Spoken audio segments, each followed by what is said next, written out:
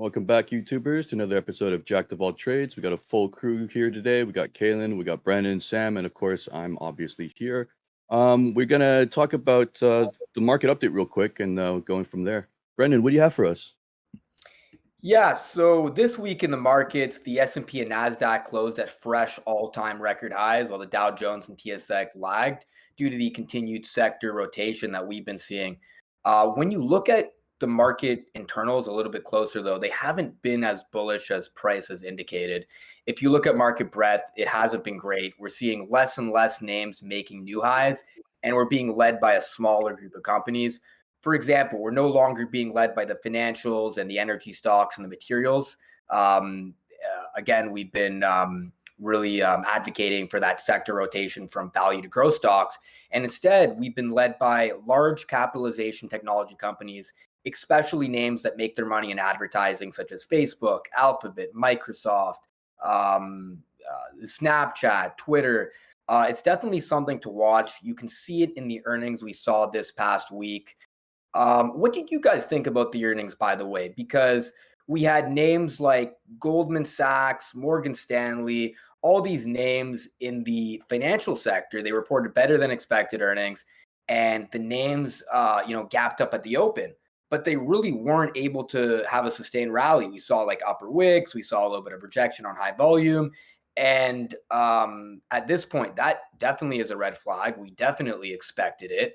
If you look at a name like United Airlines, they delivered a solid quarter despite everything going on, and the name has been experiencing a little bit of weakness as of late.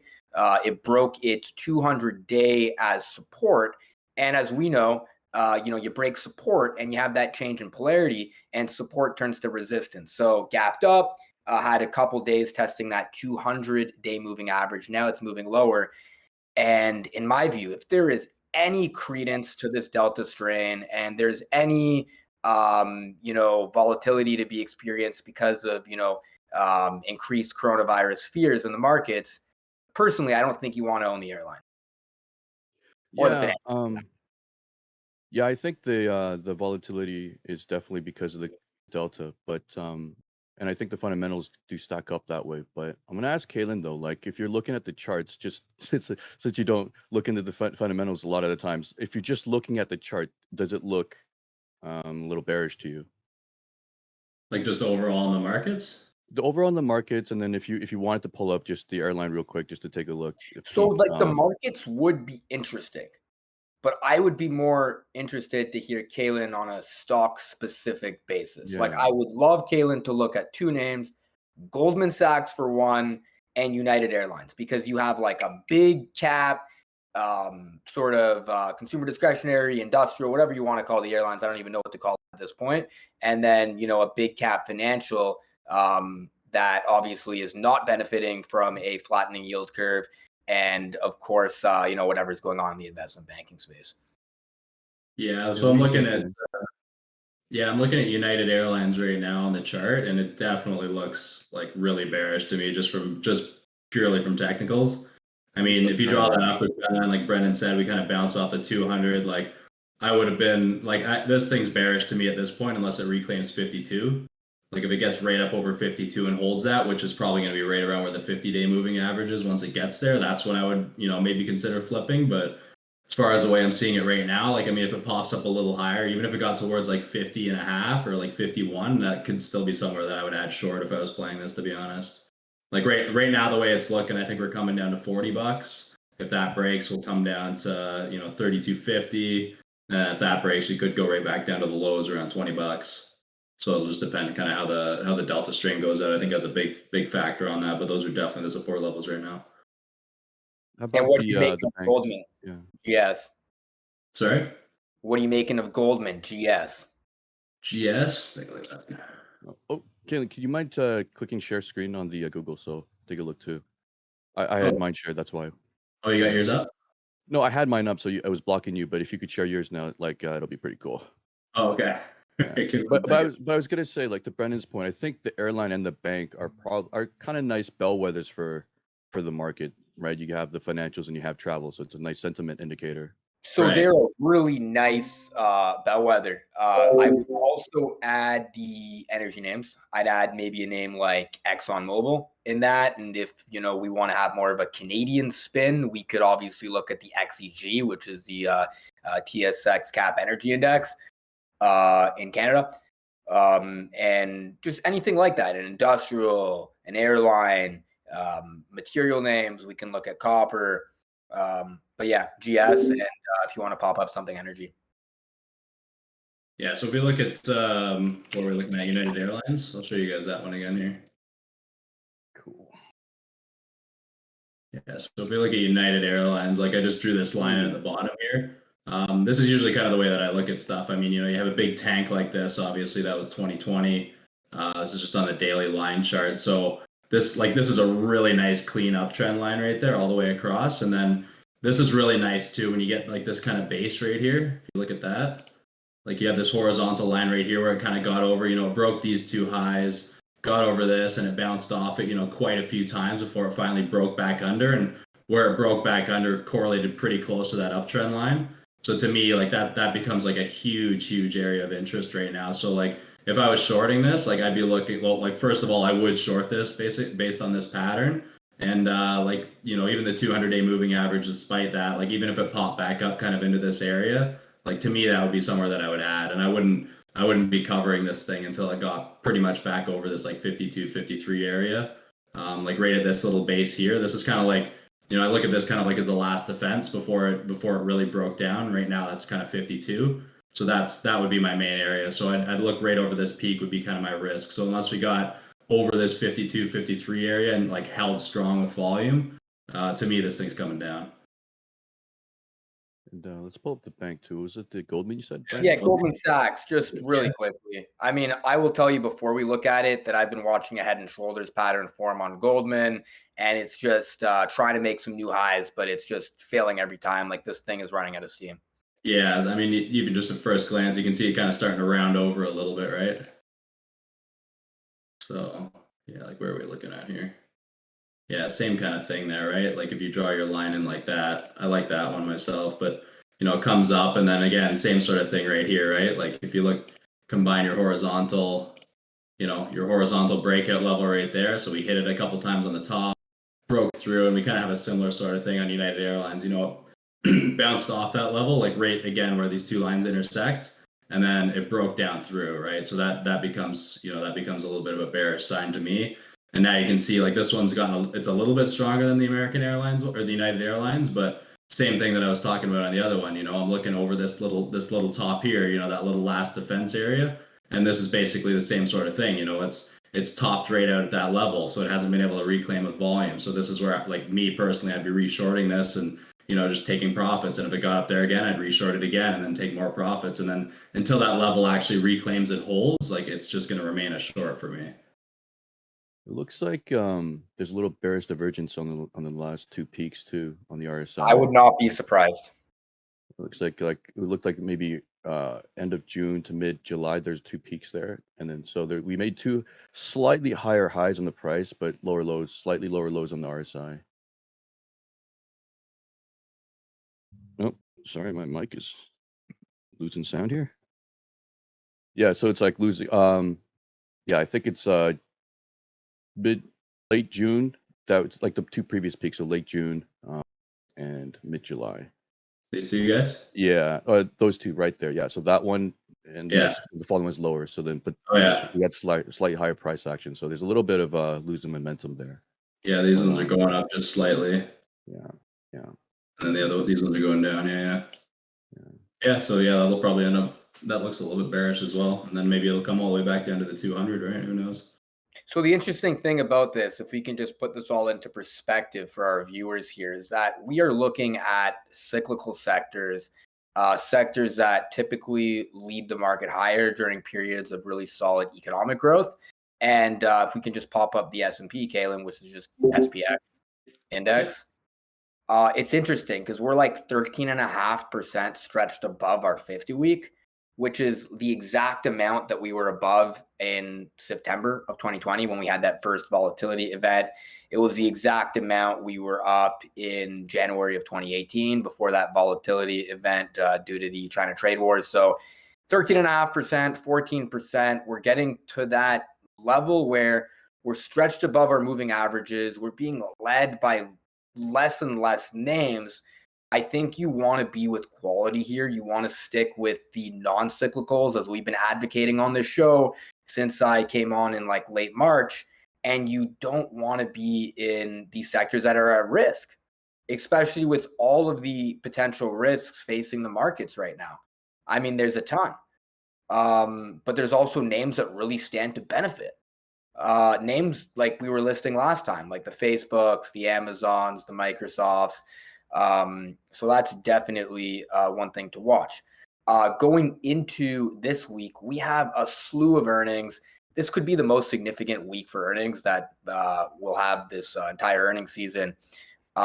We have essentially all of the heavy hitters, especially in technology. We have Apple, Tesla, Amazon, Microsoft, Facebook, Google.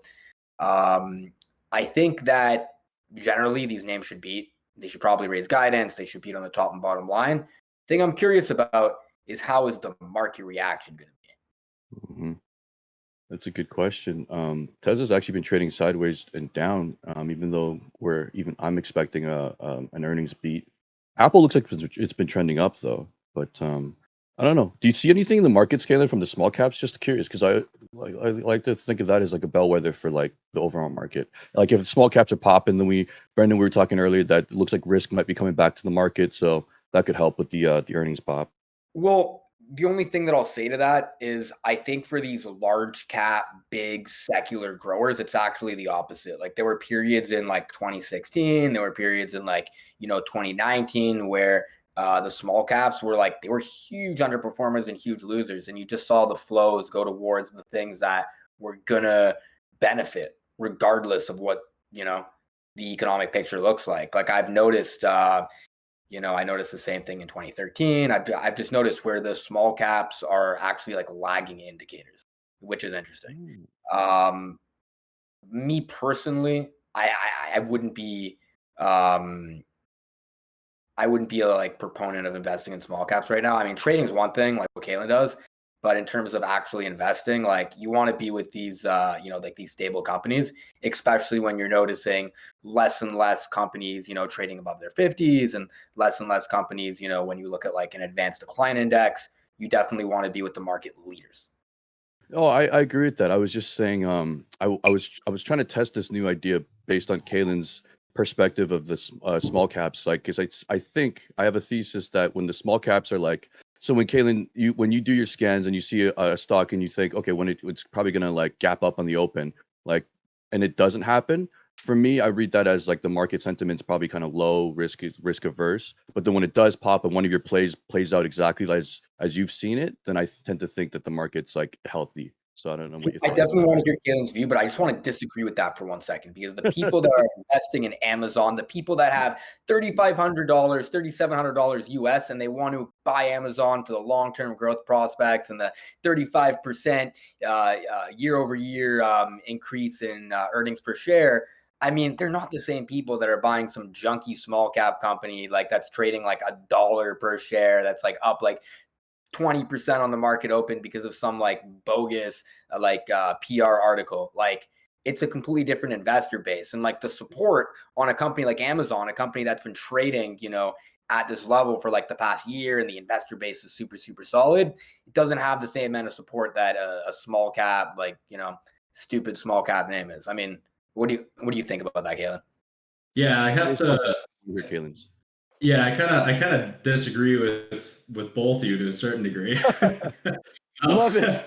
Yeah. Well, I mean, yeah, like so it's kind of weird because like from what I've seen in small caps, they kind of like I see what you're saying, Brandon. Like if you're looking like an actual small cap indicator, like how they're actually growing long term, I don't think that really has any correlation to the broader markets because of what you're saying. Because the people that are investing in that aren't the people putting money in Amazon or the S&P or whatever. Like that's pretty obvious, right?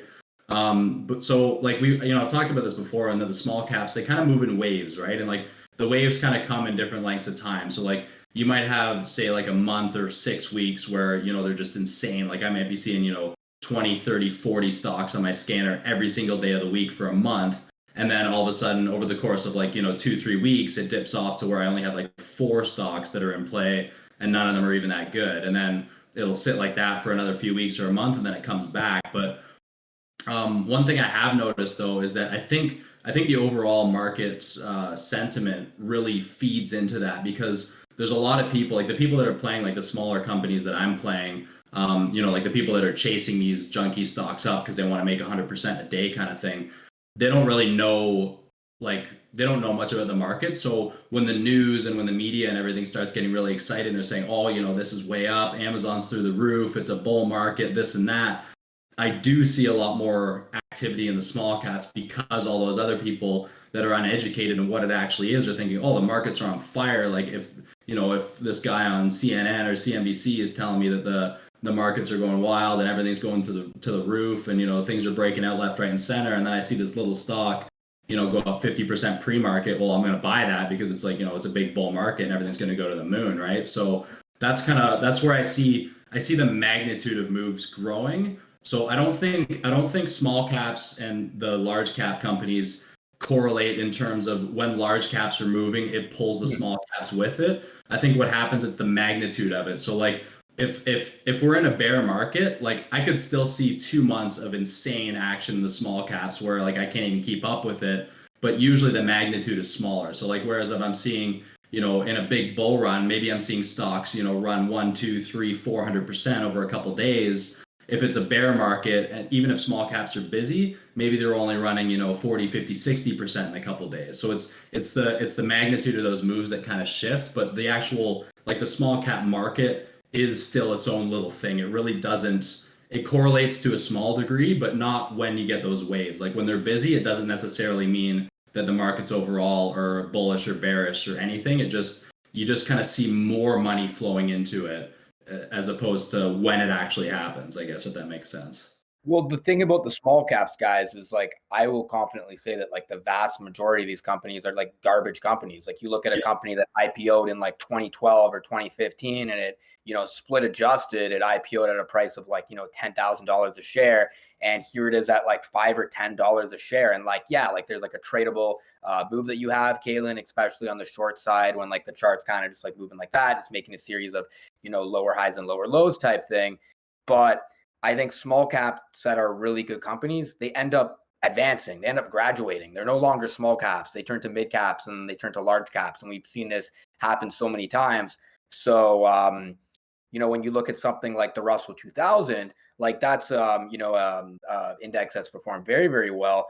But like when we talk about small caps, like the Russell 2000, which is known as a small cap index, I'm going to argue and say it's more of like a mid cap index, because a lot of those companies on the Toronto exchange, on the TSX, would be considered larger cap companies. Mm-hmm. But then when you look at something like the TSX Venture Exchange, which has underperformed vastly ever since I started really, working financial markets, like in 2012, it has just underperformed. Like it has been probably the biggest dog out of any index that I've ever seen. And a lot of these companies are just like, small cap companies, and blockchain, and crude oil, energy, materials, gold, cannabis. So like any companies that's just sort of trying to raise some money and play some sort of hype sector, companies that are losing money, small micro cap companies. So when we talk about small caps, it's I guess kind of a little bit of an ambiguous term. And yeah, I do definitely agree with the stuff that you're saying, but we just have to make sure that we're on the same page. Mm-hmm. Yeah, no, I was actually looking at it from a completely different perspective. I was looking at it like almost like a lagging indicator, look like any indicator on TradingView, right? If we see the overall markets going one direction, and I get Kalin's feedback that the small caps seem to be, reacting in a different way, I'm like, okay, this could be probably whatever's happening in the large caps is probably, just a large cap issue, right? But if small caps and large caps are both aligning like in like a really bearish sentiment kind of thing, then I'm like, okay, the market's definitely, like, it's a confirmation, right? That's what I'm looking at it as. For sure. It's definitely a confirmation there, but at the same time, to just say, oh, the stock market's up and the stock market's booming, I don't think that you can say that without looking at like all of the internals in the market and looking at like what names are rallying, what percentage of names are rallying, like the sectors and like looking at the VIX and looking at the dollar and looking at interest rates. I just feel like it's such a all-encompassing thing. But definitely, I think that you can confirm the both. And to Kalin's point earlier, I just want to say whenever CNBC or BNN or any of these news sources are saying like the market's booming, everything's up, it's time to buy, like that just scares the hell out of me. And that is not the time where any of our viewers should be doing anything.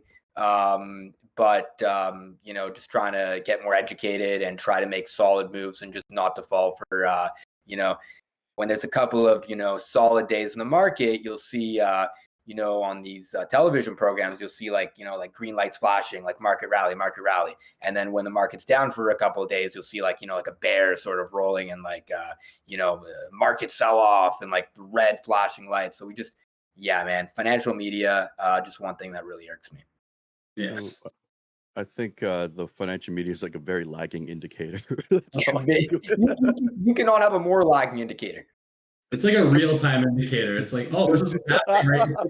It's like the weather, like the weather. You look at your weather network app, and it's like it says it's not raining, and then you look outside and it's raining, and then 20 minutes later they tell you it's raining. Same kind of thing. Why do we need that though? Like, why do we need to have that? We don't. I honestly can say I haven't looked at any I've never watched the financial news, and I've been trading for 4 years. Like I get nothing from it except for stress and just second guessing myself. Yeah. I think I feel the exact same way, by the way. I think we've all talked about Jim Cramer too. He's quite an indicator himself. Yeah, I definitely have a ton of respect for Jim Cramer. Yeah. And I think he's a great showman, and I love his show Mad Money, and I love seeing him Squawk Alley and Squawk Box. But lately, I don't know. I think he's just kind of pandering to get views. It's not so much an indication of his skills or his experiences. He just wants views. And I kind of understand that. Well, that's how he makes his money, right? His business is to get views. That's right. That's right. It's not to be right about the market anymore. It's about getting eyeballs. Yeah, that's how he makes his money. So yeah, makes sense. Well, like he is in an interesting situation though, because he, often he'll do a whole Mad Money show on like basically like the principles of investing, and he'll be talking about like really, sound fundamental analysis and how to, have a diversified portfolio, and he'll have really like solid market technicians come on his show. But at the same time, he has a lot of viewers talking about a lot of different names. He has to know a lot of different names, and people, they come to him. They're like, buy, hold, or sell. And on a show like that, I don't really think that you can say like NA, like I'm not going to say anything. Like he has to kind of make a view, make a stance, and get those eyeballs. I'm sure that's what the producers want him to do too. So it's he's in a little bit of a interesting situation. Mm-hmm. I agree. I do want to switch gears though, guys. I want to talk about the Federal Reserve meeting. We have a meeting that's taking place on Tuesday and Wednesday. And while I do expect more of the same, I think we have to watch out in the Fed statement. And we just have to watch out for the addition or subtraction of certain words, especially anything relating to the Delta variant, because if there's literally just a sentence or one word, taken out or added essentially to the, status quo sort of press release that they put out, I think that can definitely be market moving. What do you guys think? Kalin, you said, was it the 10-year that you said it was the charts was looking like it was heading towards the 50 cents or 52 cents, was it? Yeah, I keep looking at the 10-year and I keep feeling like it's going to come right down. Like, it just, I don't know. It just looks like the perfect short setup to me. Like if it was me, I would have ridden that thing down to 52 cents. Like all economics aside, make that very clear, like just strictly on the chart pattern, it looks like hell. So I love that you're saying that, by the way, because David and I in private and then in public on the show called the top for the US 10-year and the 30-year yield, which was great. And that was like one of the premises of switching from, value to growth, which is great. And I do agree with your sentiment, Kalin. I do think that this sort of correction in yields is not over. But more importantly, I think we have to look at the US dollar, guys. I think that if we do see yields fall, that the US dollar uh, could invoke some sort of reaction. Oh The US yeah. dollar has been flexing its muscle lately. It's been putting itself in a really good position here. So let's look at the Dixie. It's just DXY. Yeah, let me pull that up. Pull that up, David, or Yeah, I'll pull it up. okay, I just stop sharing my screen there. Cool. But while I'm pulling that up, just wanted to ask Brandon, from a fundamental perspective, what would cause the 10-year to trade around 50 cents? Like what kind of fundamental thing? What would the So Fed it have would to say? it would be 0.5% instead of cents. It would just be on a percent, right? In terms of Sure. Okay. what you would get in interest from holding a U.S. 10-year bond. And this was reflecting GDP. This was reflecting inflation expectations. This was reflecting economic growth. And there's a number of catalysts. I mean, we have the debt ceiling. We were talking about, Janet Yellen was voicing her concerns last week. We have the spread of the Delta variant and potentially the Lambda variant. We've talked about how people are very, very, bullish on, a lot higher levels of economic growth in 2021. Maybe that starts to flatten in 2022 and we start to see a little bit of normalcy there. And there's a lot of concerns about countries taking a lot of debt, whether it's in Europe. Like there are some underlying factors. China's been cracking down as well on a number of different companies, and they're putting in some reforms and regulations. So there's a potential things that could be black swans in this market, and the market, I'm not sure, is pricing that in. The stock market, the bond market is. And I've always said that the bond market is smarter than the stock market. So right now, they're not confirming each other right now. With that said, can bonds rally and the stock market rally together? Absolutely. They can, rally in unison for sure. I just agree I with think both I've of these sentiments. I, That th- I think I've seen probably on the correlation things before that like at least 30% of the time they actually do trade together directionally. 30% of the time. well, you know what I can tell you is not going to rally if the U.S. 10-year yield does go below 1%. It's going to be those cyclical names. The yield curve is going to flatten. The banks are going to make a lot less money loaning. If inflation expectations are lower than we originally expected, we all agreed on that. Then I think the industrials and the materials and the energy stocks would really slump. And I think companies that pay dividends would do really well, because when you have a company paying you like a 4% dividend, but the bond market's paying you like, as Kalin's saying, 0.52%, well, aren't you incentivized to buy stocks that are paying you dividends when bonds aren't giving you anything? Good point. Sam, can you pull up my screen? I'm doing that right. So here we go, Brandon. It's Dixie. It's the first time I've So seen this. Well, firstly, I just want to really define what it is. So the US dollar of strength for the US dollar against a basket of different currencies. It's made up of, I think, over 50% is the euro, the yen, the pound, the Canadian dollar, I think, is 8 to 10%, the Swiss franc, among a bunch of others. So this is a really good barometer for what the US dollar is doing. And, as Canadian investors, we look at the UCAD, but there's just a few things that we need to look at on the US dollar index. So firstly, if you go to the daily time frame, the Dixie's forming a golden cross. It's going to happen imminently, probably in the next few days. When the 50 is crossing above the 200. So that's something that I would look for as a bullish indicator. And before we move on to a different time frame, what do you guys think about that, David and Kalin?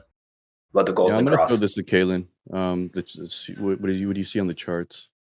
Honestly, as far as like moving averages and stuff, I've never used them in my own trading, like for crosses or anything like that. Because just personally, anytime I've tried to look into them, I always found them kind of like as lagging indicators. So I'd use my just lines and my normal horizontal lines and stuff like that to make a trade. And then once I'm in the trade and it's moving along, if I see something on the moving averages behind it, that's just an extra confirmation that I was right. Would you define this as a double bottom? So we are in a high Yeah, I mean, probability it of kind this of like it looks like, that like W pattern where it's going to consolidate right there and then it's going to break out a little bit higher. So yeah, it could be bullish. I mean, to be honest, for me personally, I don't see anything sticking out to me that I could point out as bullish or bearish on this chart. So I don't know what you think, David. I do. The RSI does concern me though. We've been trending down since mid-June, while the price has been kind of meandering up. What do you think, Brandon? Anything from the Well, fundamental what we side? can do, guys, is pop it on a weekly time frame. Yo, coming up. I love to switch time frames because it just gives you a different picture, as we all know. But if you go to the weekly time frame, we are in no man's land. We're in between the 50 and the 200, but we're closer to the bottom end of the range, which is great. It's 91 to 95 is that range. We're at 92, but I've noticed on my chart we are starting to pick up momentum on the weekly chart. New highs in the RSI that we haven't seen in over 1 year. We're making a series of new highs. So I think that there's probably a good shot that we hit that 95 level. Also, keep in mind the US dollar is a flight to safety. So if we were to see yields tick down, if we were to see a bout of volatility, the US dollar is a place where people all around the world like to camp out in. So that's a potential catalyst there. Any thoughts on the weekly time frame? I do see that this line stuck out to me, this diagonal. Like it looks like we had 3 touches. So my opinion is, oh, my camera's dead. Okay, well let me keep talking while we fix that. But I mean, I see 3 touches here. So my opinion is, yeah, we got a reversal. But if for any reason we come back down, I think this line's gonna break. What do you think, Kalin? Yeah, you only get, like they always say, first bounce is a good one to play, second one usually avoid, third one you're usually going through. So yeah, I think you're right there. This is the second one. If we get another one, I mean, it does kind of look like lower highs as well. So it's tricky to tell, to be honest. Like this, it kind of looks ugly to me personally. I'm not This is seeing, this is a key inflection point, Kalin. So, we're, trying to, break the 50. We're trying to make a new high right here. In my opinion, this is going to dictate a lot what's going to happen in the market, or this is going to reflect, the next move. Mm-hmm. Yeah, I could see short term. I could see it going a little bit higher. On big picture, though, at this point, it's tricky to tell. Here's on the monthly. I drew that diagonal when we were talking earlier. Mm. Looks like the USD's been trending down, although it looks like it bounced perfectly right here, March 1st, 2018. Brendan, did something happen during that time? Looks like USD had a bit of recovery. March 1st, 2018. Is that what you're referring to? Yes, sir. Yep. Yeah, well, we had I want to say like a double dip correction during that time, and that was corresponding to the trade wars between China and the US. So that's when you saw like the VIX spike from like the VIX was at $8, and the VIX literally I can't give you the exact number, but it went up a lot during that period. And people were worried about volatility, and people were worried about yields, and that was actually just foreshadowing a bigger correction, or actually bear market, that we had in late 2018. So all I'm saying is like 2018 was a very interesting year, and I see some parallels between 2018 and 2021 that are to watch. But definitely, I'm getting more bullish on the US dollar as a flight to safety, especially with all of the potential concerns in the market. I'm just gonna show this because this is a cool feature of TradingView, but I want to show this to Kaylin real quick. Because you could turn back the clock. So I turned back the clock to where in November 2016. So let's say we don't know what's ahead, right? I drew my 2 diagonals and it gave me the X here. So for me, like when I see something like that, usually that's something I'll keep a note of as like that's gonna be a special time. And then you see it when you play forward, that's exactly where it bounced off of, right? So those Okay. diagonals, there's something about them. I don't know what it is, but once you get it right, it seems to be pretty good at predicting time, like the time frame that something's going to happen, not necessarily Yeah. what's going to happen. Yeah. But yeah. So see, like for me personally, like because you guys have heard me say a million times in the show, I don't like diagonals. I've started using them more, and I still don't like them. But like what I mean by that is I don't like them because I think a lot of people play only off the diagonal. So they'll draw a diagonal line, an uptrend line or a downtrend line or whatever. And as soon as the stock goes through that, that's when they'll make their buy or sell. But to me, the horizontal lines are always so much more clear and they hold the most weight. So basically, what I've done to just add emphasis onto my own trades is I use my horizontal line. So, like, let's say I'm looking at a stock, I'm trying to short or whatever, and I see, there's a level here, there's a level there. Like, there's two kind of levels, and usually the stuff I'm playing, they're pretty far apart. So, you got to kind of commit to one. So basically what I'll do is I'll draw the uptrend line that I think is the most clear, the downtrend line or whatever. I'll have my horizontal line. And then if two of those are kind of crossing over really close to each other, then that's the one that I'll pick. So I'm still using my horizontal line to pick the main entry. And then I'll use the horizontal line as just kind of like a confirmation of which line I should put more weight in or more shares into or something like that. So I don't trade directly off the diagonal lines because I think they're way too subjective.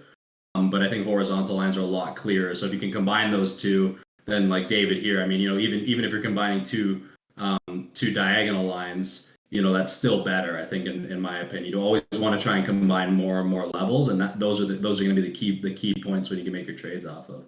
Well, the really cool thing about the horizontal lines is factoring like people that anchor towards price. Like everyone anchors towards a certain level. Like you get in at a certain price or you sold at a certain price. I mean, it's just a way of creating these benchmarks and these sort of mental markers.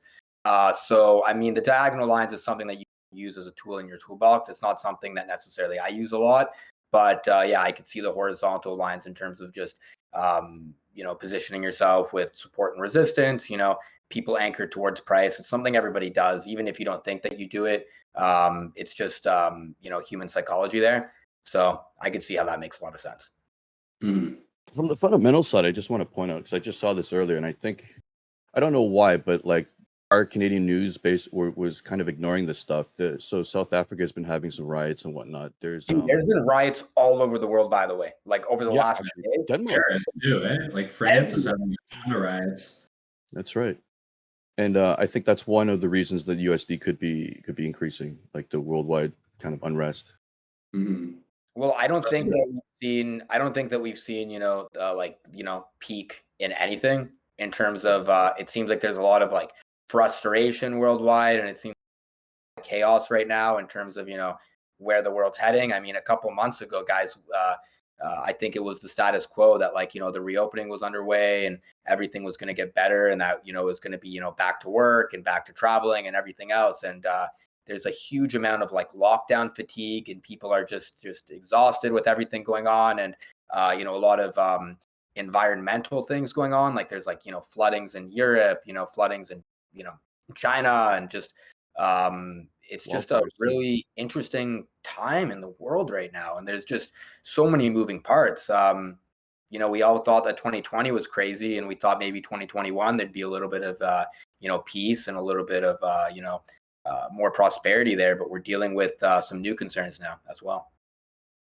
Yeah.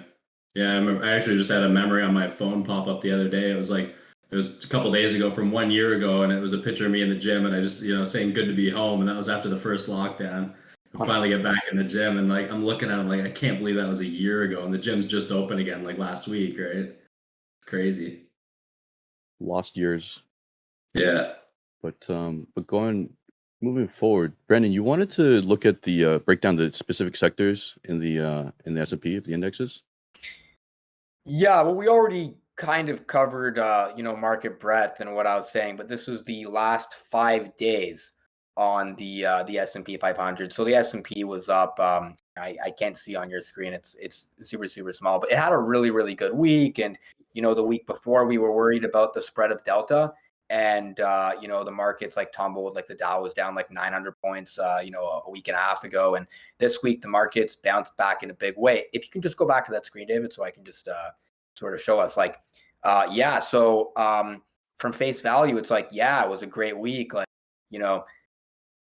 8 or 7 out of the 11 sectors, most of them, they were positive on the week. But when you look at the 3 or 4 sectors, okay, communication services, consumer discretionary, and infotech. I mean, that literally just encompasses like 6 names of like the highest weighted names. I mean, you got Apple and Amazon in the consumer discretionary space. You got, like Google and Facebook and communication services and Snapchat and Twitter. And then in the, the infotech, maybe you have some NVIDIA or other names like that. Like it's being led by fewer and fewer names. And, obviously the healthcare space has done exceptionally well with, fears of COVID and, it's a very, inelastic sector. Like healthcare is great as a, a non-cyclical. But when you look at, and I'm not sure if there's a way to do this on bar chart, but we should definitely show it next week in terms of like how many points were added to the S&P based on each name. And I think you would be surprised. Like Apple had a big week last week. Same with Microsoft and Google and Facebook. Like Facebook was up like 6% on Friday. So like how much of Facebook's gain and Microsoft and Google collectively added to the S&P? I think a lot of people would be surprised. Holy shit. Oh yeah. Yeah. It's literally just these online advertising names, which I am very bullish on. The Snapchat and the Twitter numbers were both fantastic, and it just sent these names literally into the stratosphere. It was like up 12% from the low last week. Jeez. Exactly. So how much of the gain on the S&P is just like a handful of names? Most of it, I would say. So while the S&P is performing great, I would say the vast majority of names didn't really have that hot of a week. Yeah. It's like tech's doing pretty good. Yeah, like Amazon really just consolidated on. Again, it was like those advertising companies, like companies that I listed, that really carried the majority of the load. Interesting. And that's something to watch. Like, are we going to see some follow through on these names? Are we going to see the rest of the tech sector, start to follow suit? Or are we going to see some more consolidation and move back, closer towards that 50? Yeah, here we go. You're right. Google's up like 8% for the same period as well. Exactly. I mean, on a 5-day period, that's massive. Yeah. Remember the years when you get 8% in a month? You're like, oh, that's a good month. Yeah. I mean, we've had a lot of that over the last years, and I just want to remind ourselves not to take that for granted. I know Kalin's loving the volatility though. Yeah, I was just gonna say, like, I'm sitting here, like, now that I've started investing, I'm like, yeah, I get it. Like, 8% in a few days is crazy, but I'm still sitting over here, like, yeah, I can make 30% in like a day on a way smaller position sizes than my investments, though. So that's the difference. For sure. Well, if that's your ball game and that's your wheelhouse, then power to you, man. You got to do it. But when you see it with these large caps, we talk about the law of large numbers, right? And you see a name like Facebook that has a $1 trillion market cap and it's moving 5% in a day. I mean, that's market moving. Yeah, that's a ton of money. I just want to. These are all the companies you want to be in long term anyway. Like that's what I do is I make money in the small caps, and I keep my account size relatively the same, and all the money that I make I just invest in the quality, right? Like so. I have the great comparison for what Kalin does. You're the card shark. You're at the table. You're basically fleecing the the new players like the fish. Right? You go to a table of like 9 players on a poker table. 5 of them are probably sharks. They're taking money out of the other 4's pockets. That's basically yeah, exactly. That's what it's all Yeah, about. the way that I see it is that like Kalen's there with like a very large stack, I would say, but like it's kind of like undercover, like people don't really know that, and everyone's going there short stacked, and they're just like sort of coming in hot. They're super confident, they're making big bets, whatever, and Kalen's just like just super sneaky there and just kind of zigs when other people zag, like he's just I love when a name pops up like 17% pre-market on just some hype, CNBC or whatever, just like something crazy happens and Kalen's just like, guys, like I'm going in. And I know that you can make money on that gap fill, but 99% of people are going in, and 9:30 they're pressing the the market order buy button, and Kalen's just waiting for that opportunity to see what he sees, and then it's pretty funny. Yeah. I used to be that guy, man. I used to be the market order buy guy, a few years back. So I've paid for it and I've learned, and life goes on. I feel bad for these people because I can imagine that in the evenings they're getting super pumped. They're like, man, this stock was up this percent yesterday. Now it's up this much, post market, whatever. And then they're just making a whole game plan and they're hyping themselves up about how they're going to buy it in the morning. Like they can't even sleep at night. They're like dreaming about how much money that they're going to be making. And like they're sitting at their computer with like their cup of coffee at like 8:30, just like doing like market research, whatever research. Yeah. I don't really know what that is. Like 9:30, they're like just so excited. And then it starts to, go up for like a minute or two. And then they're like, oh man, like my 5% gain is going to turn to like a 500. And then all of a sudden, just like wicks, lower highs, lower lows type thing, and just slowly filling that gap. And that's when Kalin's bank accounts, starting to really increase in value. Yeah. Back to zero. Yeah. I'd love to, have a psychologist or something on the show and just literally explain what's happening in that guy's mind during that time. Man, I would love. I still remember those days. I would love to talk to an actual psychologist. Like Brendan, I don't know if you were on the show like at the beginning when I was talking about this, but I was telling David like when I first started, I didn't know anybody that invested. I didn't know anybody that traded. I just like got wind of small caps through Twitter, and I was like, oh, I'm gonna make my own fortune, right? And like literally when I first started trading, I remember I'd sit on Seeking Alpha in the morning, and I'd just scroll through, and there'd be news articles coming out, and I'd see, because they say the percentages are up or whatever, and be pre-market, and I'd look, and it would say, oh, so and so biotech thing got FDA approval, and it was up like 80%. And I'm like, okay, well, like that all sounds legitimate, so I'm just gonna buy this thing, right? I didn't even have charts, like I didn't even know you could get real-time charts or anything. So I was literally just like, I had my broker, and it would just tell me the dollar value, so I'd just be able to see the tape. I wouldn't be able to see the charts. And I would sit there and I'd just buy it at the open, and then I'd watch, and I'd just see the numbers like tick up for a little bit, and then I'd sell it in a couple seconds, make a few bucks, and then sometimes the bottom would just fall out of it, and it would drop like 20% in the blink of an eye, and those were rough times. Sure, but at least you learned that gaps fill, and especially with these smaller cap companies, when I'm not sure how much volume it takes for a company, to gap up at the open, and I'm not sure if it's like some sort of organized, sort of pump scheme, or whether it's like, I don't really know what takes up these companies, but if it has like a $50 million market cap or whatever, I can tell you it's not a lot.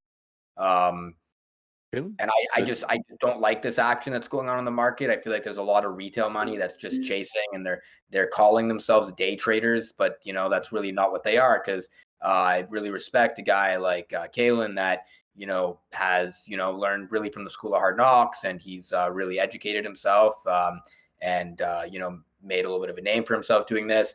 So I just find it pretty funny that everyone wants to be a day trader now, just like back when we were kids, someone wants to be like a football player, or like a basketball player. Now it's like day trader because we're in a bull market. So I just wanted to ask Kalin. Appreciate that, man. I was curious. Let's say companies like a small cap, I don't know, 100 million. How many shares would it take to move that thing? Not much. Like depending on like usually the stuff that I play is like I like 150 million market cap or less. It's usually kind of like my bread and butter zone. But like, I mean, for stuff to be moving like really volatile, like I mean, if you're trading like 500,000-600,000 shares in like a 1 minute bar, like that's like that thing's moving real good. Like So even if it's going, sorry. As a percentage of the float, is there commonality?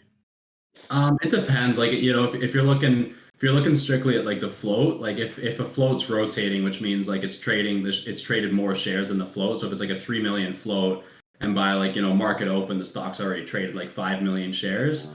Like rule of thumb is don't short it, because like that thing just has way too much attention for what it's worth, and it's probably like if anything, look for a long trade. But yeah, like for the most part, I mean, if a stock is like, I don't know, 30 million float, 20 million float or something like that, like if it's like the first big day of the stock, like on average, you'll probably get anywhere from, I don't know, 40 to maybe 60, 70 million shares traded. So it might kind of double throughout the course of the whole day sort of thing. And that's like probably a pretty typical average. That's some free advice for those wannabe day traders. Michaela might have You just know saved what? you some money. I'm advocating, David, most people actually not try to do that and just stay away from it. But I can't give these people advice, so they're just gonna have to make their own mistakes. But I can almost assure you that 9 out of 10 people will fail doing what Kalin does. So Yeah, I would agree with that. Probably more like 9.5 out of 10. or Yeah. yeah, even more than that. But I want to give people the benefit of the doubt, and if that's what they they want to do. But it's like the old quote. I mean, in the stock market, you go to a dinner party or you go to some sort of party, people ask you what you do, and you say you work in the stock market. And when it's a bear market, man, no one wants to talk to the guy that works in the stock market. That's boring. But when you're in Yeah. a bull market, man, you're everybody's best friend. People are asking you for stock tips. Actually, people are giving you stock tips, even though Yeah. they don't work in the financial sector. And I've been doing this for a very, very long time, and you start to see how people's psychology changes, and you start to see sentiment. And when everyone wants to be a day trader, kind of it's interesting. So Mhm. playing on that though, I want to touch on scams. I know you didn't. I'm not sure if you wanted to talk about this, but I think it was important because of what we were just talking about. That whole like thing where this new generation wants to be day traders. I put a lot of the blame on those assholes that go on YouTube and put those like, oh, I'm here on my laptop on like vacation. I'm just day trading an hour a day and I'm making like 10 grand whatever, right? So I blame those scams. So like touching on that, like I don't know if you wanted to touch on because it's happened to me before. Somebody will message me and say, hey, can you check this out? And some like Instagram account will message them and say, hey, we're looking for investors for a company. It's not even crypto, it's an actual company, like we're renewable energy and whatnot. And it's like, how are they issuing shares when you're not registered? You know what I mean? Like, if you want to touch on that, Brandon, like those type of Yeah, scams. I do think that in a way it's kind of the wild, wild west. I've gotten a lot of feedback from a lot of people on our show, and I'm sure that you guys have too, basically, that we're giving an honest, unbiased opinion, more of a commentary, but we're not giving people advice in terms of stocks to buy, stocks to sell. I think there needs to be more regulation on what's going on, and on social media regarding um, financial advice. People are, from what I'm hearing, like streaming their day trading and everything. Like that's just absurd, man. Um, Mhm. yeah, especially when it comes to cryptocurrency. Like there were a lot of coins that some big celebrities were advocating people get into. Like, was it Jake Paul that was big into SafeMoon? Might have been. Yeah, I'm not sure if it was one of you guys telling me, but we've seen a lot of coins. Okay, let's just talk about BitConnect. You guys remember BitConnect? Yeah. Mhm. What did you think about Ponzi. that, David? Well, it's clearly a Ponzi scheme, but I think even most of the people that invested kind of deep down knew it was a Ponzi scheme, but liked the Maybe returns. some of the people that got in at a certain earlier on, but if it's a Ponzi scheme or a pyramid scheme, those guys at the bottom of the pyramid, they actually thought it was literally a life-altering financial decision. Yeah, I don't know how many of these you see, Caitlin, but like their advertiser was literally like, "We have this proprietary algorithm that will trade your Bitcoin for you. So give us your Bitcoin, and we're just going to generate like 30% returns, or for you, like Yeah. week after week."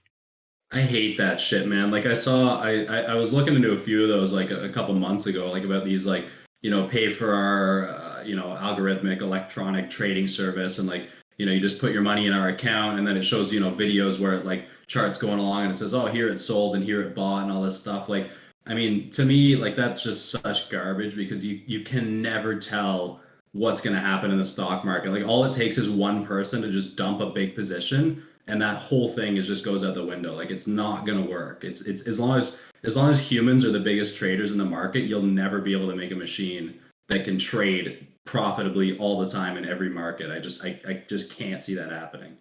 Well, yeah, like that's the thing about Bitcoin. Like, we can do all the technical analysis on Bitcoin that we want, but some, regulatory news comes out, or some big whale or some big holder decides to, dump their position, or a country comes out and wants to like ban whatever. Like all of your, support lines can just literally just, it can fall right through.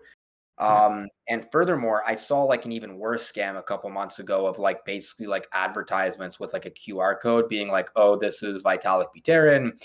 If you send me 1 ETH, for every ETH that you send me, I'll send you 2. I'm doing this promotion. And it was like a video of him talking. And it obviously wasn't real, but like people were legitimately sending their ETH to like a random Ethereum wallet with the promise of them getting like double the amount of ETH.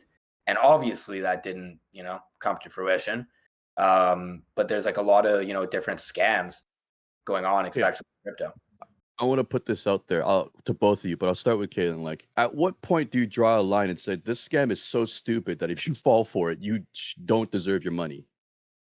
Okay, so like to that point, it really sucks because like for people like us, like like all three of us, like we're all financially stable, like we've been in the markets for a while, kind of thing. But like all that sort of stuff aside, like I think anybody who's like financially stable, has a good job, like they're not worrying about like paycheck to paycheck bills and stuff like that. Like they're all gonna see that stuff and just say this is stupid and just close it right away. The people that I think anyways that are actually gonna fall for that stuff, it's like the same thing as those old infomercials, like that they, like remember like way back when they were like targeting elderly folk and they were saying, oh, buy these diamond earrings, and they were all fake, right? Because they knew it was all the elderly people that were watching these commercials in the middle of the day, and they were just taking advantage of them, basically robbing them, getting them to buy fake earrings for 100 times their value. Like it's the same thing. These ads are literally just preying on people that don't have a lot of money. Maybe that's all they have, and they're thinking, oh my god, if I can just give this guy like my only $1,000 and he's gonna promise me to double it. Like that $1,000 is literally life changing money. Like that's enough to pay off the credit card debts, like get you through the next month, like get the Christmas presents. And then when that just disappears, like those people are even in a worse situation. It's like it's really sad. So I don't think it's like I don't think it's like an intelligence thing, like you deserve to lose your money or whatever. I just feel like those ads are just preying on the people that are so desperate and in such a bad situation already that they're not even thinking because they're so willing to just do anything to get out of that situation, right? Because it's gross. Like it's really gross. I don't know how people can do that. So I can relate what you're saying, Kalin. I mean, we're all very familiar with the fitness industry, and it's like people, on social media or infomercials, whatever, promising that you can lose a lot of weight by drinking like a special detox tea or like a special proprietary protein shake, or there's like a little gadget or machine that you can use and you can get a 6-pack in 30 minutes. Like it's the same exact thing. It's like people that are desperate to achieve some sort of goal, and they're offering you some sort of quick, easy way to achieve that goal. When in reality, the most effective way to, have a path to success is to put in the work and to, put in time. And, just like, when you're managing a portfolio, these things take years to play out. They take decades to play out. And that's the best pathway to success. Like I think it was Warren Buffett said that he doesn't want to get rich quick. He wants to get rich for sure. And I think that's really what it comes down to. Yeah, And the it's really fitness. sad, guys. I feel bad for these people. I genuinely do because I hate it. It pisses me off when I see like same thing you said with the fitness industry, Brendan. And like I mean the problem even with that to a bigger standpoint is that it's happening like in mainstream media. Like I was yeah, literally in the grocery store on the weekend and I saw a magazine sitting there. It was like one of the fitness digests, had a picture of some celebrity girl on it or whatever. And it was like, follow this program and see how I lost 27 pounds in 30 days. I'm like, I that's feel bad for these insane. people because I feel like they don't know any better, but two, also they're just so desperate. Yeah. Well, And like that's let me put it to you this way. Like, like David, you and I both prep for bodybuilding shows. Like my last one, it took me 6 months to lose 40 pounds of fat, like to prep, to be on stage. It took me 6 months to lose 40 pounds the right way. And I was healthy and I was shredded and it like, I was losing, 1 pound a week, sometimes 2 pounds a week. There was a couple weeks I wouldn't lose any weight. And the way I did it, I didn't take, a million pills. I didn't take a million caffeine supplements. I literally just ate less and I moved more. And it takes a long time, but that's it. Like that's as simple as it. You take in less than you're putting out. And you can't do that in a month and lose that much weight. Or yeah, you could, absolutely. but just ruin your body though. Yeah, and then you just bounce right back, and it would be even worse. Like, they put you on these pills that, like, a lot of these pills. I know, kind of a little bit of a rant, but just a quick point on fitness stuff. This drives me insane Let's too. go for it. It's a good comparison, though, so I really like it. Yeah, so just so everybody knows, like, a lot of the times, anytime you're seeing these magazines and stuff, they're like, oh, take these diet pills, quote unquote, and you're gonna lose, 10 pounds in a week. Those are diuretics. They're water pills. So all they're doing is they're just making your body cut a ton of water. It's being incredibly hard on your kidneys. And then the second you stop taking those pills, because you haven't lost a single ounce of fat, you're immediately just going to put that water back on, which your body needs to be healthy, and you'll be back up to the same weight. And then you're going to get all depressed because you don't think you lost any weight, because you didn't lose any weight in the first place. You're just basically really dehydrated. Yeah. Yeah.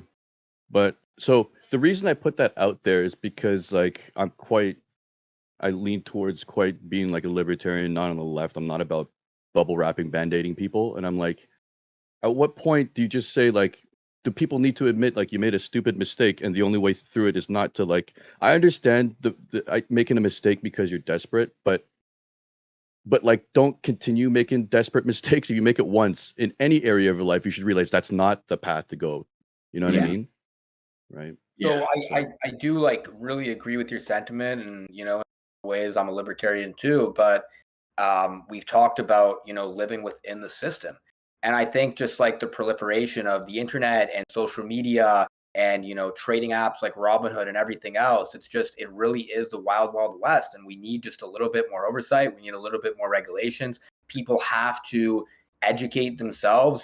If you want to take control of your own financial situation. I think watching the Jack of All Trades podcast is definitely a great place to start, where you will get an unbiased point of view.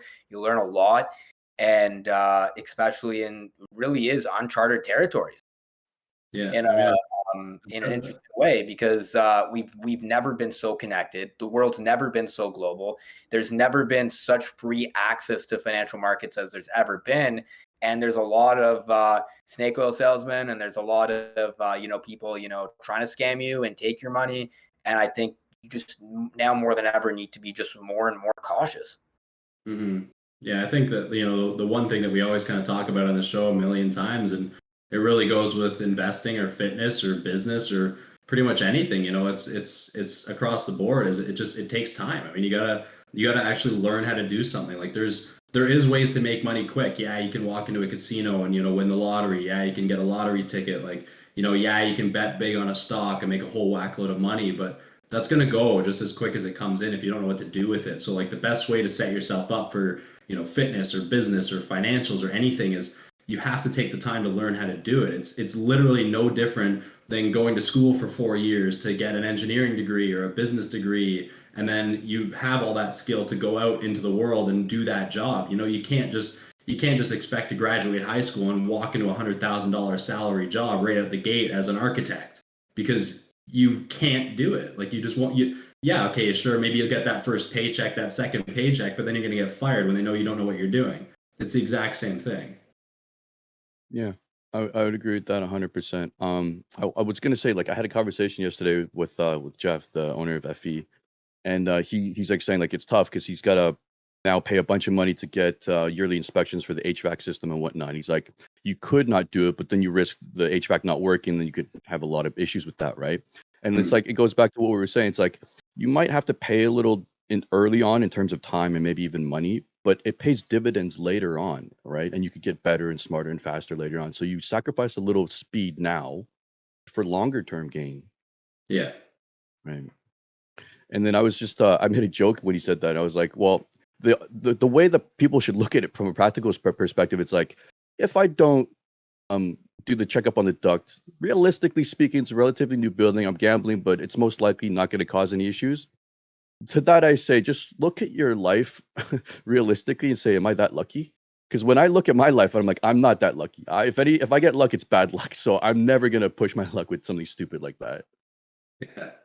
Right. Yeah, I always like to just have all my stuff sorted out too. I don't like gambling or taking risks. It's funny enough to say, as guys who are traders and stuff, like, I don't like taking risks. Like, I like to be pretty confident in what I'm doing and have a pretty good chance of making money, or making sure something's going to work out, or making sure my car's not going to fall apart, or whatever it is.